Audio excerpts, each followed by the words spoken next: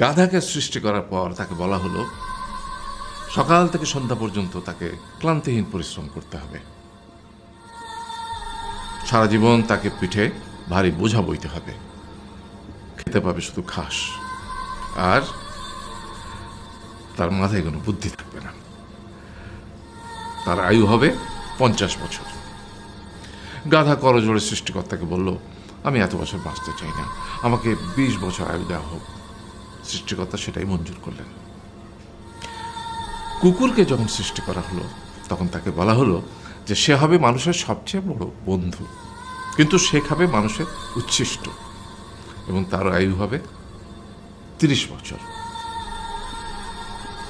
কুকুর সৃষ্টিকর্তাকে বলল, আমি এত বছর বাঁচতে চাই না, আমাকে 15 বছর আয়ু দেওয়া হোক। সেটাই মঞ্জুর করা হলো। এরপর বানরকে বলা হলো, তুমি শুধু গাছের এ ডাল থেকে ও ডালে ঝুল খাবে এবং নানান রকম ফন্দি ফিকির করে মানুষকে আনন্দ দিবে, তোমার আয়ু হবে 20 বছর। বানর বলল, আমি 20 বছর বাঁচতে চাই না, আমাকে 10 বছর দেওয়া হোক। সেটাই মঞ্জুর করা হলো। এবার এলো পুরুষ মানুষের পালা।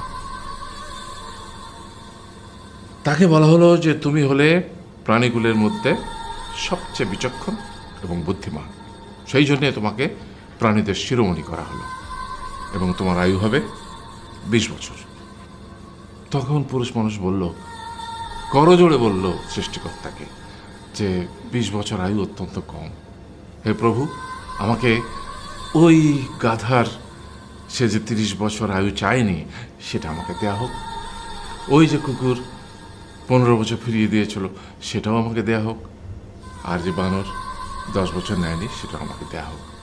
20 বছর অত্যন্ত কম, আমি দীর্ঘদিন বাঁচতে চাই। সৃষ্টিকর্তা সেটাও মঞ্জুর করলেন। তারপর কি হলো?